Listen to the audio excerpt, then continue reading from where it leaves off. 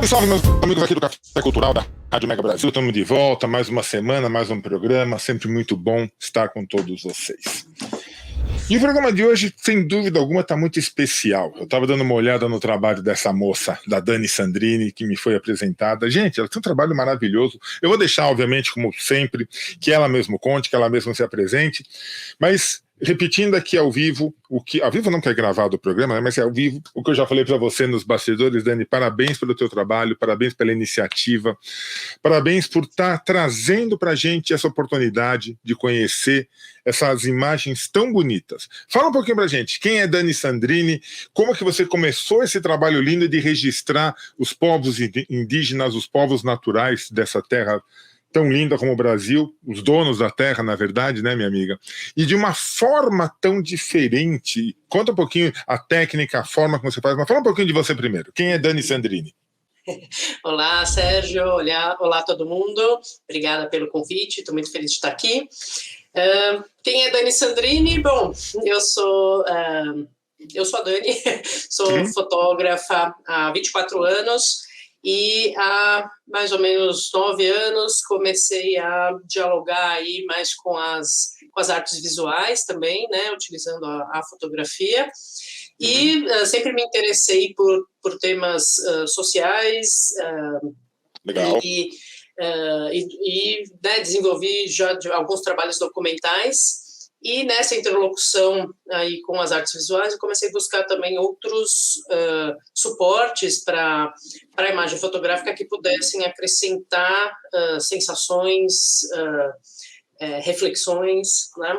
E aí esse trabalho, né, que a gente vai conversar hoje é um trabalho que tem esses elementos aí. Legal, legal. Dani, a fotografia, eu sou apaixonado, eu trabalhei um bom tempo, ainda quando existia a Polaroid do Brasil, eu trabalhei no marketing da Polaroid um tempão, tinha um estúdio maravilhoso lá. Fotografia, todo mundo quando fala, o vídeo vai acabar com a fotografia, assim como falaram que a TV ia acabar com o rádio, que a internet ia acabar com a TV, na verdade a fotografia não morre nunca, né? Pois é, eu acho que são sistemas diferentes, né? Porque o vídeo, eu sou até formada em vídeo, né? Trabalhei uma época com cinema e vídeo, inclusive, mas eu aprecio bastante a fotografia diferentemente da imagem em movimento, por um elemento que eu acho que é um grande diferencial, que é o tempo que você tem para olhar aquela imagem. Quando você vê uma obra audiovisual, ela tem um tempo que é ditado por uma outra pessoa, né? Tem um editor ou um montador do filme que ele dita o ritmo e você vai vendo aquela sequência de imagens num ritmo colocado por uma outra pessoa. Na fotografia, se você tem a imagem, você pode ficar naquela imagem, viajando naquela imagem, né, e voltando naquela imagem no seu tempo. Maravilhoso esse olhar teu, fantástica essa tua teoria, esse teu olhar, muito bom, muito bom.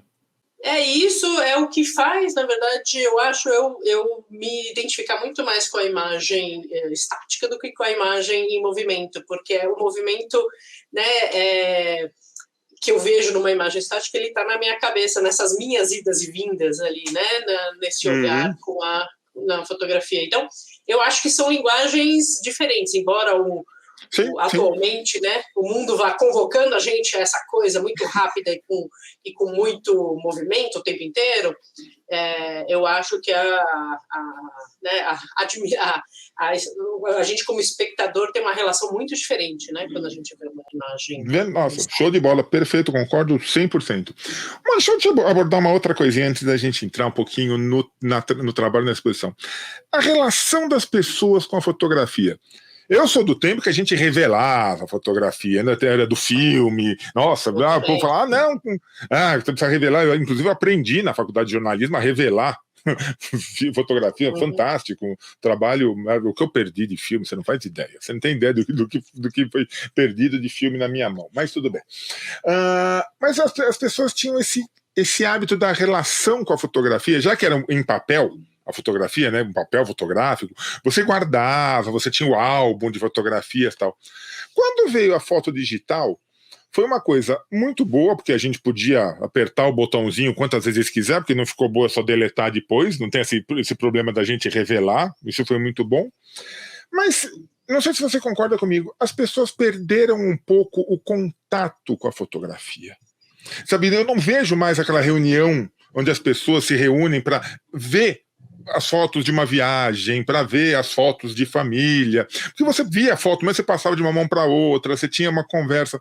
A foto digital, quer dizer, você vê a foto na tela, seja de um computador, seja na televisão, onde for, legal, você consegue até mais brilho, qualidade, alguma coisa, mas não ficou um pouquinho assim, eu tenho aqui 5.000 fotos, e tudo bem, sabe?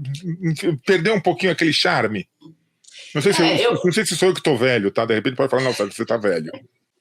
Eu acho que, como tudo, tem muitos lados, né? Eu acho que antes a fotografia, ela ficava restrita a poucas pessoas, e hoje, né, quase todo mundo que tem um celular tem uma possibilidade ali na mão, né, no bolso, fazer na calça, verdade, né? Só tirar e fazer essa imagem. Mas, por outro lado, eu acho que tem um excesso, né, de produção e de consumo de imagens, e isso acaba talvez banalizando, né, essa relação. Então, eu brinco, né, eu dou cursos de fotografia e eu brinco que a gente tem que segurar o dedo nervoso, né, porque hoje, em 5 minutos, às vezes se fazem, sei lá, 100 imagens, mas qual dessas imagens é realmente pensada ali, né, produzida de uma maneira mais consciente, e quando essas imagens também são vistas de uma maneira com atenção, né? Então, eu acho que o objeto, né, da fotografia, né, o papel que você pegava na mão ali, né, eu acho que ele propunha, ou mesmo quando fazia a projeção de imagens, né, de slide ali, né, eu acho que ele propunha realmente uma outra relação, mas que eu acho que também isso está ligado a essa velocidade, de novo, né, esse tempo aí acelerado que a gente tá, onde é isso, você faz a foto, já manda, né, para as pessoas olham e elas também desaparecem muito rápido, né? Então a vida das imagens acaba sendo mais curta. Então, a gente nunca teve uma produção tão grande de imagens, mas elas nunca tiveram uma vida tão curta, né? Por aí mesmo. Nossa, você me lembrou, eu lembro no estúdio que eu tinha lá na Polaroid, vou dizer que a Polaroid tinha, eu tomava conta do estúdio com grandes nomes da fotografia, eles vinham, faziam toda a produção, daí tiravam 2, 3, 4 Polaroids, vamos dizer assim, para ver se estava legal, a iluminação, se a montagem, a modelo estava bem, porque na verdade é o seguinte, era um clique que eles podiam fazer. Não tinha essa coisa de... Não, eles gastavam Polaroid, que eu adorava. Gastavam, tiravam várias Polaroids, aí eu olhava, não, é essa aqui que eu quero. Colocava lá, punha a câmera mesmo, a deles, a bonitona lá, sei lá, e era um clique. Não existia essa, não, vamos fazer uma série de... Não, era um. E esse tinha que valer, porque era esse que ia ser revelado e que ia depois para a agência, que ia virar alguma peça. Gente, era um cuidado, era um trabalho que tinha. Hoje em dia você pega lá, se você ficar com o dedo no celular, que você falou, né? Em 10 segundos você tirou 100 fotos. É uma relação muito diferente da feitura, inclusive, mas também quanto profissionalmente, assim, quando a gente vai fotografar né, em estúdio, assim, quanto melhor tiver seu clique, melhor vai ser o resultado, né? As pessoas às vezes acham também que tudo se salva no Photoshop ou numa coisa de tentativa e erro, né? Muitas vezes é isso, você fez 200 fotos, provavelmente uma vai ser legal, mas a questão é que aí você não consegue repetir, né? Se você não sabe o que você fez ali, foi meio na tentativa e erro, você não sabe repetir aquilo, né? E isso para um profissional é complexo, né? Porque se você mostra aquele seu trabalho, supõe-se que você vai saber fazer de novo, né? E não na tentativa e erro, isso, né, é quase que uma sorte, né? Então, mas a relação mesmo do olhar, né? A relação do olhar é muito diferente, né? E tinha aquela coisa, não, e é um trabalho assim, o pessoal pensa, fotógrafo, gente, fotógrafo é um estudioso. Eu aprendi a respeitar muito o fotógrafo. Tem que entender de luz, de iluminação, como ninguém. E luz não é simplesmente, eu quero mais luz ou menos luz, não, é temperatura da luz, é temperatura da cor, é luz daqui, é luz dali. E sabe, eu não vou lembrar o nome do fotógrafo agora, quem sabe daqui a pouco eu lembro, mas ele foi fotografar um aquário.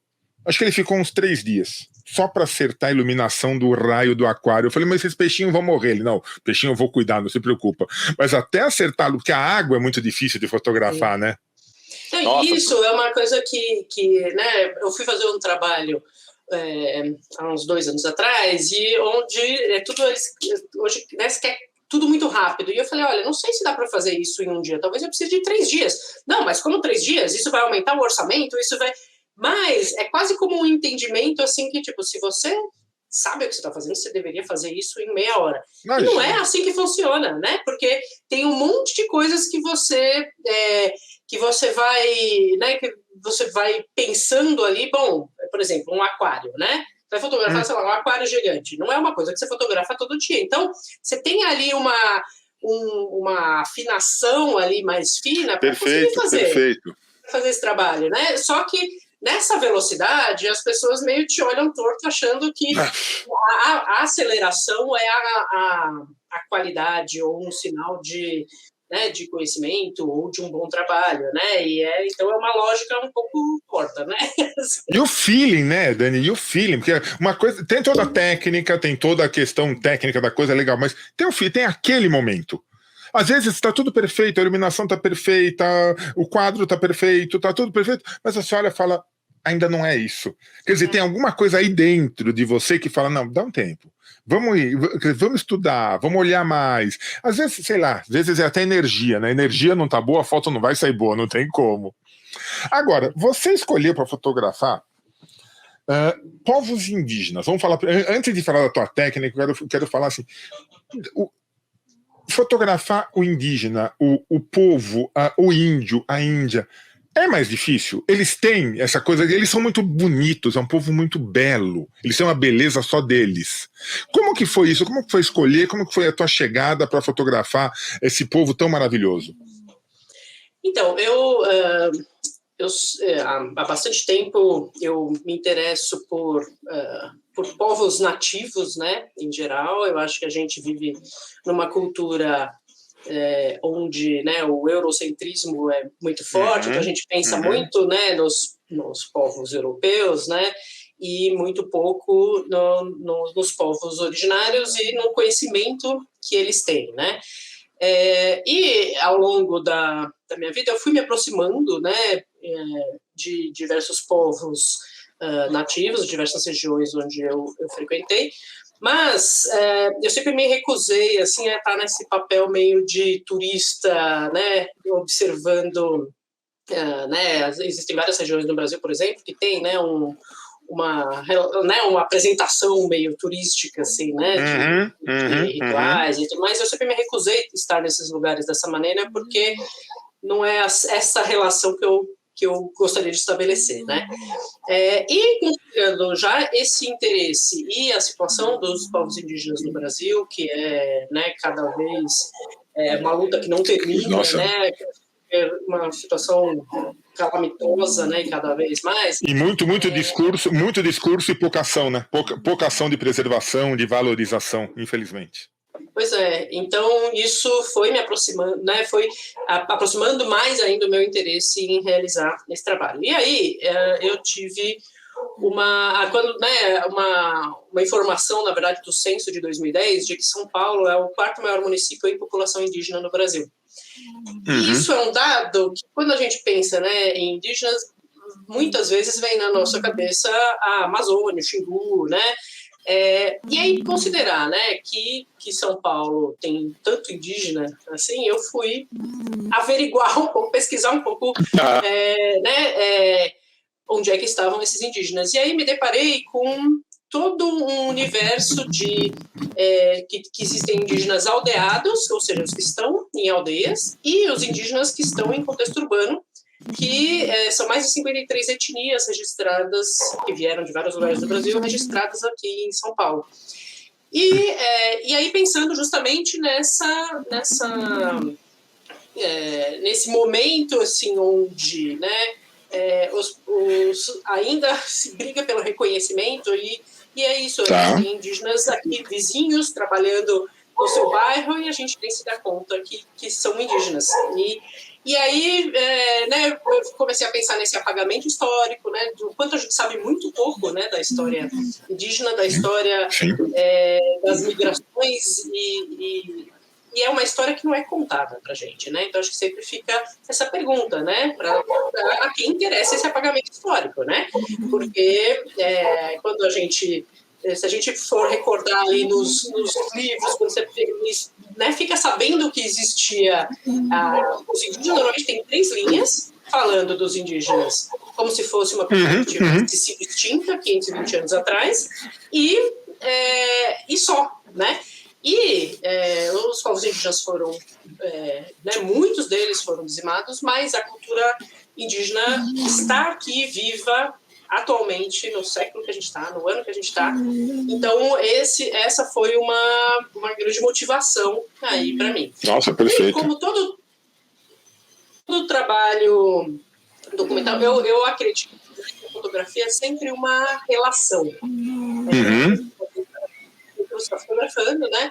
Então, essa relação tem vários uma relação cuidadosa, uma relação cuidadosa, uma relação horrorosa, inclusive, né? E eu sempre procuro que o meu ato de fotografar e essa relação que eu estabeleço com quem eu estou fotografando seja uma relação cuidada e de respeito, assim, né? Legal.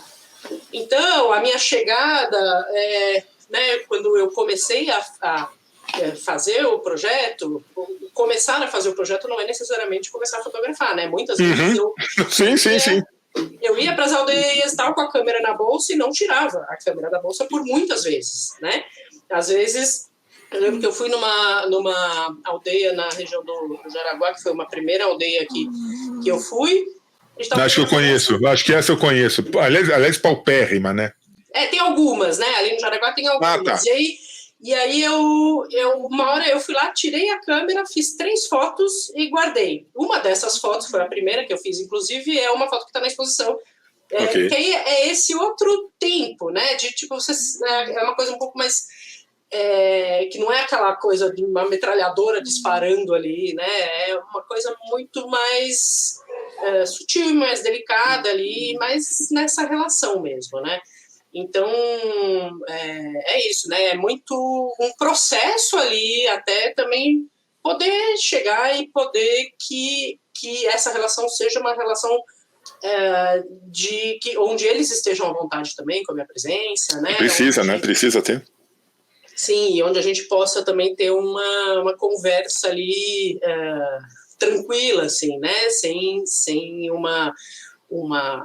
né, algum incômodo e coisas assim. Então é bastante conversa, né? Bastante escuta, bastante troca para. Nossa, bastante aprendizado, né? Bastante Imagina o tanto de coisas que você deve ter aprendido, deve ter tido. Nossa, além da foto, a experiência de vida fantástica, né? O quanto que te engrandece como pessoa isso, né? Nossa, maravilhoso. E super emocionante, assim. Muitas vezes eu chorava muito, na verdade, né? Durante a feitura do projeto, assim, porque é muito forte, né? E muito emocionante. Também fui escutando histórias muito emocionantes e também muito tristes, assim, né? Principalmente dos indígenas que estão em contexto urbano, contando do porquê que estão em São Paulo. Tem as mais variadas histórias, né? Tem gente que está aqui porque veio estudar, tem gente que está aqui na 3ª geração já da mãe que migrou, né?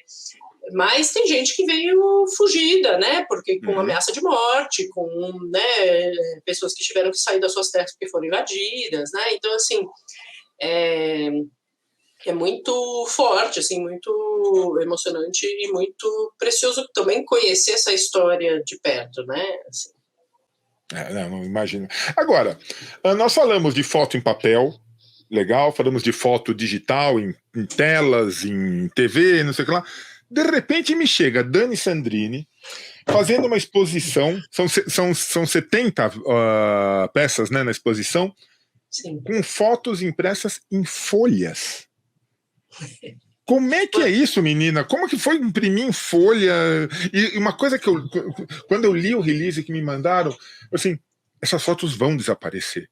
Porque a folha não é preparada para receber isso, independente de conta um pouquinho da técnica, mas essa foto vai desaparecer. Ou seja, gente, olha que. Tudo bem, a imagem você deve ter digital, você deve ter guardada, mas esse teu trabalho ele vai desaparecer. Conta um pouquinho da técnica e de como que é isso de se fazer uma exposição que, sei lá, em quanto tempo vai sumir. Então, né, a gente estava falando da cultura indígena, que é uma cultura viva, né, e até hoje, e aí eu achei que fazia muito sentido que essessas imagens fossem imagens vivas, né. Total, perfeito. A ideia é perfeita. E aí, essa impressão, na verdade, a exposição, né, chama Terra, Terreno, Território, e ela tem 2 blocos, né, assim, tem fotos impressas em folhas de planta, são folhas de diversas plantas diferentes, e também tem um outro bloco que são imagens impressas com um pigmento do genipapo, que é um pigmento que os indígenas usam para pintura corporal. Tá. Essas duas técnicas são técnicas do século XIX. A da folha chama fitotipia e a do papel com genipapo chama antotipia, onde se utiliza, né, o próprio pigmento, né, no caso da antotipia do genipapo, mas podia ser de outras coisas, né, naturais. E na folha é a própria relação da clorofila com o sol que faz essa imagem ser produzida. É um processo super artesanal. E eu utilizo a luz solar, né? Então, né, de novo, tem essa coisa do tempo, né? Para você ter uma ideia, para eu produzir as imagens nas folhas, eu dependo, né, de tá sol, então eu sou quase a moça do tempo, assim, porque eu fico... Que legal! Vai fazer sol nos próximos dias, porque se começar a chover já não vai dar muito certo. Eu dependo, né, da época do ano, porque eu colho, tem época que vai ter um tipo de folhas, tem época que vai ter outro tipo de folha, né? Se o sol está mais fraco ou o sol está mais forte, isso vai interferir no processo. E aí, só para você ter uma ideia, né, a impressão nas folhas cada impressão demora mais ou menos de 3 a 6 dias, mais ou menos, para ser feita a impressão na folha. E a do genipapo demora de 3 a 6 semanas para ser feita. Que doido, menina! E então tem esse tempo, que é o tempo das coisas, é o tempo da natureza, é o tempo do processo ali da feitura. E aí o que acontece, né? São processos muito artesanais, então tem uma vida mesmo ali, tipo, a folha, né? A textura da folha, as ranhuras da folha vão dialogando com essa imagem e deixando... Adorei o termo que você usou. Adorei o termo. A textura da folha não vai interferir, vai dialogar com a... Perfeito. Nossa, você usou um termo fantástico. E aí é muito interessante, porque como as imagens desaparecem, então... por exemplo, esse trabalho estreou, né, em 2019. Agora que o projeto está, né, numa nova circulação, eu produzi novas imagens. As matrizes são as mesmas, mas o resultado é completamente diferente. Por quê? Porque são outras folhas, é outro encaixe que eu faço das imagens na folha, né? São outras interferências ali. Então, a exposição está sempre sendo atualizada com novas imagens, porque cada folha que eu imprimo, ela é um resultado diferente, né? Então... E não é folha grande. Quando a primeira vez que eu vi, devem ser aquelas folhonas, né? Não sei nada, tem folha de amora, eu vi, né? Que são folhas pequenas até. Então, tem uma variação, né? A exposição é feita de folhas diversas, então tem algumas que são pequenas, tipo uma folha 10x15, mais ou menos, né? Não 10x15, mas mais ou menos, né? Nessa proporção. Mas tem uma folha de 50x75, por exemplo, que é um quadrão, assim, né? Então, é isso, a natureza, ela tem essas formas diversas, esses tamanhos diversos, né? As texturas diversas, né? Então, e mesmo do genipapo, é só o pigmento do genipapo que eu fui, inclusive, colhendo com os indígenas que eu fui, né? Eu fui encontrando durante o projeto. Bom, como é que você prepara o pigmento? Sabe que nem quando a gente faz arroz? Eu faço de um jeito, você faz do outro, é mais ou menos do mesmo jeito, mas tem pequenas variações, assim. Fui colhendo essas receitas e fui testando até chegar, né, em uma que eu achei que funcionava melhor pro projeto. E aí, né, um dos indígenas que participou do projeto, que tem um retrato dele, e ele, inclusive, na abertura que teve em Campinas, ele foi junto, que é o Netuno Borum, que é uma liderança indígena, e ele é artesão também, entende muito de resinas naturais, sementes, e eu chamo ele de assessor de assuntos da natureza, assim, porque a gente trocou muita informação, aí ele me explicava um negócio, eu testava, Netuno, isso não está funcionando desse jeito. Experimenta tal coisa, experimenta essa resina, né? Então, assim, essa coisa que você estava falando do conhecimento, né? É um conhecimento em tantas áreas e tantas... Que vai evoluindo, né? Que vai evoluindo. E o que eu gosto muito é que tudo isso evolui. Ou seja, tem a técnica, que você falou, a técnica está ali. Agora, e se deixar um dia mais? E se deixar um dia menos? E se a temperatura estiver diferente? E se colocar uma luz? Quer dizer, você pode fazer experimentos em cima da técnica, e não é que vai ficar melhor ou pior, vai ficar um pouco diferente. E aí você vai ter um trabalho novo. Isso é muito legal. Durante esses 3 dias, vamos colocar, os 3 dias que a imagem ficou ali, ou durante as semanas que a imagem ficou para ser gravada pela tinta do Genipapo, você ia lá ver? Você tinha uma relação? Você olhava, falava assim, não, mais um pouquinho. Assim, você sentia, não tá legal. Eu faço você tinha que acompanhar, né? Nossa! É um processo super... né, meu ateliê em casa, tem uma varanda, então assim, fica tudo um pouco interditado, assim, né? A sol tem obras sendo feitas, né? E, então, assim, é um acompanhamento super de perto e que tem a ver também com essa ligação muito próxima, né? Mesmo os indígenas que estão em contexto urbano, a ligação deles com os ciclos, né? E com o tempo das coisas, os ciclos, que eu acho que a gente que mora na cidade, a gente vai se desconectando muito fácil dos ciclos das coisas, né? E mesmo os indígenas que estão em contexto urbano, eles são muito mais ligados a esses ciclos, a esses tempos, né? Então, isso também acho que dialoga um pouco com esse processo do trabalho, né? Que é um processo muito de mergulho mesmo ali, do contato com a natureza, né? Em todas as etapas da impressão, né? Desde a colheita da folha, né? E até, né, a época, né, do ano, a temperatura, né, tudo tá ligado, né, e aí, por exemplo, quando a gente, né, faz uma exposição, assim, na primeira, né, tipo, quantas obras vão ter? Bom, por volta de 70, porque pode ser que tem algumas que às vezes, porque é isso, às vezes dá errado, né, você faz a impressão, demora todo esse tempo e às vezes ela não fica boa, não funciona, né. Não foi aquilo que você esperava. E aí você tem a oportunidade de testar coisas novas, folhas diferentes, de repente, sei lá, folha de uma determinada árvore dá um resultado, folha da outra dá outro resultado. Quer dizer, você vai experimentando, quer dizer, você tem um trabalho em crescimento, né? Independente da tua produção inicial de imagens, que você também pode produzir mais imagens, você tem um trabalho de produção da impressão, né, do teu trabalho final, que é infinito. Olha, sabe, essa mesma foto impressa na folha tal sai de um jeito, na folha tal sai de outro jeito. Sim, muito legal. É muito vivo, né? É muito... Sim. E as folhas vão se transformando com o tempo, então a exposição que abre é diferente da exposição que fecha, né? Porque... Olha só!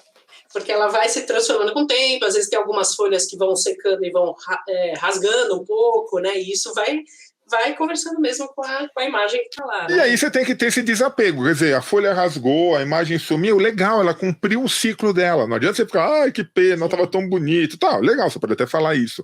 Mas desapega e aí vamos produzir outra folha com outra imagem. Quer dizer, você tem essa renovação o tempo todo, né? Dentro de você, dentro do seu trabalho. Isso, e eu acho que isso também, né, conceitualmente, ela também dialoga com o projeto, por quê? Porque a cultura indígena não está congelada no tempo, né? Ela está o tempo inteiro se transformando, né?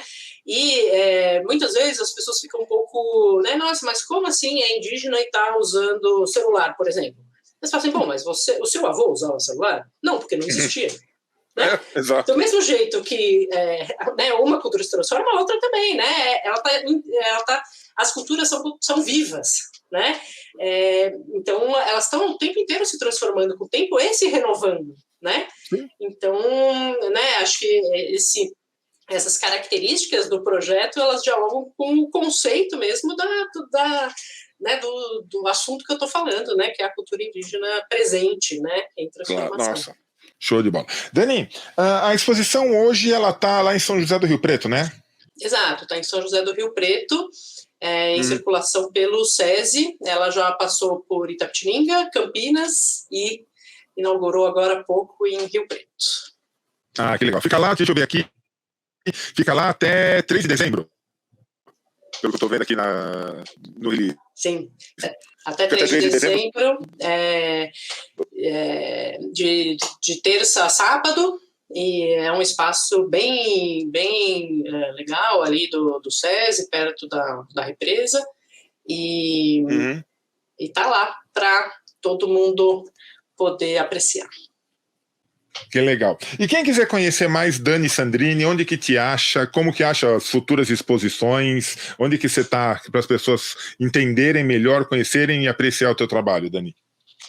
Olha, eu tenho uma página no Instagram, a página geral, que é o dani.sandrini, onde eu divulgo tudo, desde das exposições, livros, palestras, cursos e trabalhos né, diversos. E tem uma página específica do projeto, que é o Terra, Terreno, Território, onde eu vou falando né, mais especificamente aí da trajetória aí do projeto. Legal, e aí nessa página consegue ver alguns trabalhos, tem algumas, dá para ver imagens, ou seja, dá para ter um pequeno gosto, mas gente, eu acho que é uma exposição para a gente ir ver sem dúvida alguma, tudo bem, pelo meio virtual é válido, não resta a menor dúvida, mas tem que ver, eu acho que não vai lhe tocar, tá? Não vai tocar na folha, não pode tocar porque pode quebrar a folha, infelizmente. É bem tentador, vou dizer que é bem tentador colocar a mão, mas para preservação a gente pede. Ainda mais pra gente, né? Os italianos, La Pastina, Sandrini, lá, que a gente adora falar com as mãos. Mas uma coisa que dá para tocar é que a exposição ela conta com acessibilidade para pessoas com baixa visão ou com deficiência visual. Então a gente tem 5 peças táteis que aí sim podem ser tocadas, podem e devem ser tocadas, e a gente tem também o piso tátil e áudio-guia e audiodescrição. O áudio-guia ele dá uma contextualizada, né, em como é o espaço expositivo, tem a narração dos textos, tem uma fala minha também apresentando um pouco o projeto, e audiodescrição de 12 obras, sendo que as 5 que tem peças táteis também tem a audiodescrição, com a ideia de que com esse conjunto, né, de informações, a pessoa possa ter uma ideia ali do que eu estou propondo aí nessa exposição. Nossa, então, maravilha. As peças táteis são justamente para poder... Para aqueles que têm deficiência visual e para os italianos que não se aguentam. Mas tudo bem. Dani, parabéns pelo trabalho, parabéns de verdade. Obrigado por ter trazido isso para a gente. Eu acho que vale a pena conhecer, vale a pena estimular, vale a pena valorizar o teu trabalho. Parabéns mesmo. E assim, sempre que puder, sempre que tiver coisas novas, fala com o teu pessoal, volta aqui para tomar um café com a gente. Muito obrigada e espero que vocês possam ver ao vivo, porque realmente ao vivo a sensação é muito diferente mesmo, né? De você ver a folha, o mesmo genipapo, tem a pincelada ali, que também é manual, né? Então tem não é um processo industrial, né? Então você vai vendo essas particularidades do fazer manual ali. Então espero que todo mundo possa ir lá visitar no SESI Rio Preto e tendo novidades, né? Em outros espaços onde a exposição circular, eu volto aqui com prazer. Maravilha, Dani, muito obrigado. E a você também que acompanhou mais essa edição do Café Cultural, obrigado. A gente volta semana que vem. Vem tomar um café com a gente. Valeu, Dani, obrigado, um abraço.